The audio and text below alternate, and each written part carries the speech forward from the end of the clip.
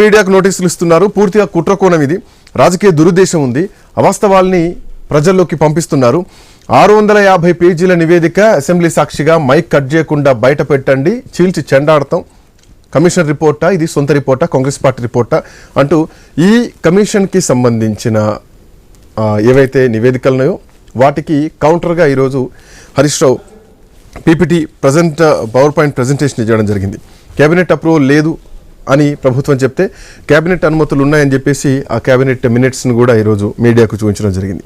So నిపుణుల committee లేకుండానే hypo committee కాదంటే కేసీఆర్ నిర్ణయంతోనే కట్టారు అంటే దానికి ఆన్సర్గా హరీష్ రావు ఈరోజు నిపుణుల కమిటీ రిపోర్ట్ని ఈరోజు పవర్ పాయింట్ ప్రెజెంటేషన్లో వచ్చినాయి. ఎవరు నిజాలు చెప్తున్నారు, ఎవరు అబద్ధాలు చెప్తున్నారు, ఎవరు రైతుల కోసం ఉన్నారు, ఎవరు రైతుల భూములకు ఇప్పుడు నీళ్ళు ఇచ్చేది, కాళేశ్వరం ప్రాజెక్టు పూర్తిగా కొలాప్స్ అయిపోయినట్టేనా, కాళేశ్వరం ప్రాజెక్టు రిపేర్ చేస్తే నడుస్తుందా, ఇది ఒక పూర్తి రాజకీయ కోణంగా మారిపోయినటువంటి పరిస్థితి.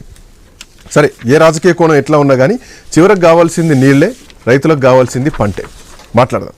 గౌతమ్ ప్రసాద్ గారు బీఆర్ఎస్ పార్టీ సీనియర్ నాయకులు, మిట్టా నరసేగౌడ్ గారు కాంగ్రెస్ పార్టీ సీనియర్ నాయకులు, అందేవ్ రామరెడ్డి గారు భారతీయ జనతా పార్టీ నాయకులు, అట్లాగే నర విజయ్ గారు ప్రముఖ రాజకీయ విశ్లేషకులు మనతో పాటు జాయిన్ కాబోతున్నారు. ముందుగా నరసేగౌడ్ గారు నమస్తే.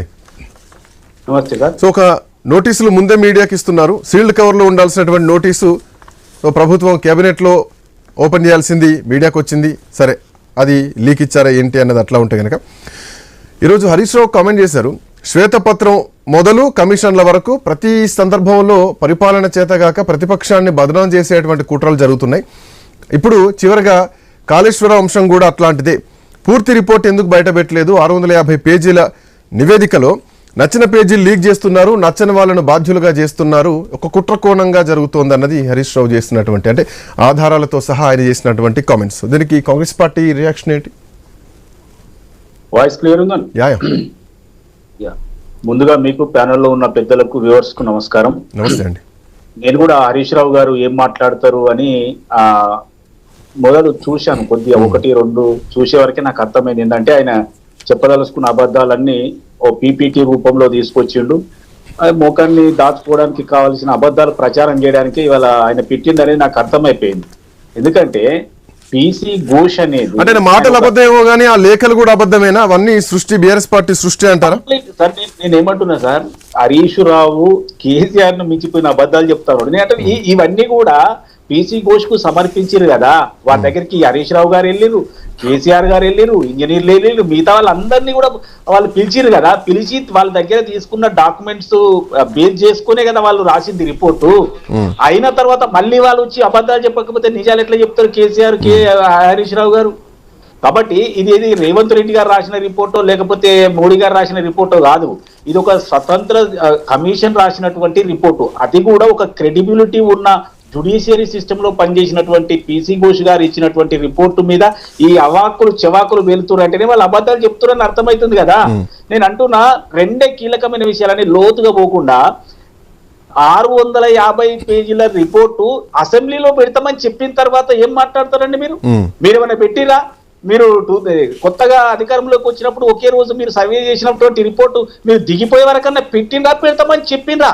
ప్రభుత్వము స్పష్టంగా చెప్తా ఉంది, రిపోర్టు 650 పేజీలు వచ్చింది. దాని మీద ఒక 3 ఎక్స్పర్ట్ కమిటీ 3 వేసిన ఐఏఎస్ ఆఫీసర్లు వాళ్ళు మెయిన్ గా ఏముందో వాళ్ళు సంక్షిప్తంగా ఇవ్వమని చెప్పినాము. 60 పేజీలు ఇచ్చిరు.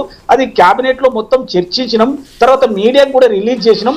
మిగతాది టోటల్ గా ఖచ్చితంగా అసెంబ్లీలో పెట్టి చర్చించిన తర్వాతనే దాని మీద చర్యలు ఏం చేయాలనేది ఆ నిర్ణయం చేస్తామని ఇంత విస్పష్టంగా చేసినటువంటి తర్వాత కూడా ఇన్ని అవాకులు చెవాకులు వెళ్తే ఎట్లనండి? పీసీ ఘోష్ గారు ఏమైనా అబద్ధాలు రాయడానికి వీలైతుందాడా? మీరు ఇచ్చినటువంటి రిపోర్ట్లే కదా, మీరు ఇచ్చినటువంటి మినిట్సే కదా, మీరు తొక్కిపట్టిరు, ఎక్స్పర్ట్ రిపోర్టును తొక్కిపట్టిరు. మేడిగడ్డ దగ్గర అక్కడ ఉండదు బ్యారేజ్ కడితే అని చెప్పితే ఆ రిపోర్టుకు బయటికి రాకుండా తొక్కిపట్టినటువంటి హరీష్ రావు గారు అబద్ధాలు చెప్పకపోతే నిజాలు ఎట్లా చెప్తారు? ఏమన్నా మోడీ గారు చెప్పిరా అడగట్టమని? లేకపోతే రేవంత్ రెడ్డి గారు చెప్పిరా, సోనియా గారు చెప్పిరా? మీరే కదండి. మీరు అంటే ఇంకొక కీలకమైన విషయం మీ దృష్టికి తీసుకురావాలి. ఎప్పుడు కేసీఆర్ గారు ఒక మాట మాట్లాడేవాళ్ళు, నా మెదడు కరిగిచ్చి రక్తం బొట్టు బొట్టు చుక్క చుక్క ఖర్చు పెట్టి ప్రతిదీ నేనే దగ్గరుండి చూసి కట్టినా అనేది వాస్తవం అని తేలింది. అది వాస్తవం అని పీసీ ఘోష్ గారు కూడా, ఎవరైతే కేసీఆర్ గత 6-7 సంవత్సరాలుగా చెప్తున్నటువంటి విషయాలనే పీసీ ఘోష్ గారు కూడా చెప్పారు కదా. మీడియాలో మీరు ఎక్కడ వెతికినా, మీరు మీడియాలో ఉన్నారు ప్రముఖంగా, మీకు అన్ని తెలుసు. కాబట్టి కేసీఆరే దీనికి బాధ్యులు అనేది స్పష్టంగా రిపోర్ట్ లో ఉన్నది. ఎందుకంటే నేను రక్తం చుక్క ఖర్చు పెట్టి మెదడు కరిగించి ఆయనకు తెలియని విషయాలలో జోక్యం చేసుకొని ఆ డిజైన్లు మార్చి కేవలం కాసులకు కక్కుర్తి పడి అన్ని మార్చిండు. ఊరు పేరు గడ్డు పేరు ఇవన్నీ మార్చి చేసిండు అనేది స్పష్టంగా రిపోర్ట్ లో ఉన్నది కదా. హరీష్ రావు గారు అంటారు 650 పేజీలు అసెంబ్లీలో పెడితే చీల్చి చెండాడుతుంటే ఎవరిని చెండాడుతావు? నీ బావని చెండాడాలి, నీకు నువ్వు చెండాడుకోవాలి, ఇంకా మిగతా నీ అవినీతి అధికారులు అప్పుడు ఉన్న వాళ్ళని చెండాడుకోవాలి. రేవంత్ రెడ్డి గారు ఏమైనా చెప్పిరా? కాంగ్రెస్ పార్టీ చెప్పిందా? ఏం మాట్లాడతారండి మీరు?